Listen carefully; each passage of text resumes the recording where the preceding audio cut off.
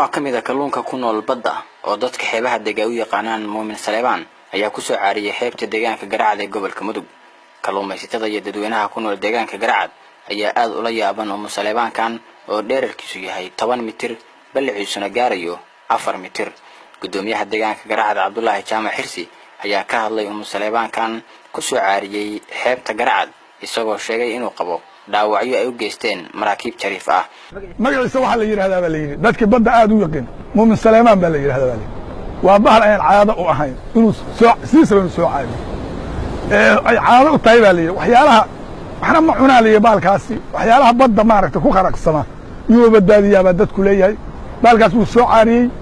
waxaana dilay maraakiibtaas dishay oo dhaawac baa ku yaala dhererkiisa waynu tirinay shalafog wuxuu ahaa 10 mitir oo dheerar ah iyo 4 mitir oo ballac ah intaas buu la ekaa waxa kale jira oo maraakiibtaasi ay geysataa qalabka badda la dhigo midka hore uga soo sheekeeyo way qaataa noolahana sida bahalkaas oo kale bay u laayaan waxa kale soo dhacay baasha qubada la yiraahdo oo xataa isku xirxiran waxay sameeyaan shariif bay badda dhigtaan wax allaala wixii noolahay ku xaaqaan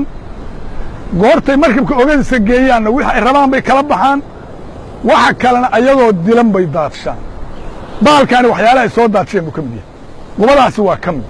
kalluun waa ka mid dhibaatadaas noolahay ku hayaan waxay kaloo sameeyaan waxay jajabshaan meelaha gabaadka u ah nooluhu hadda gabaadlaan ma noolaado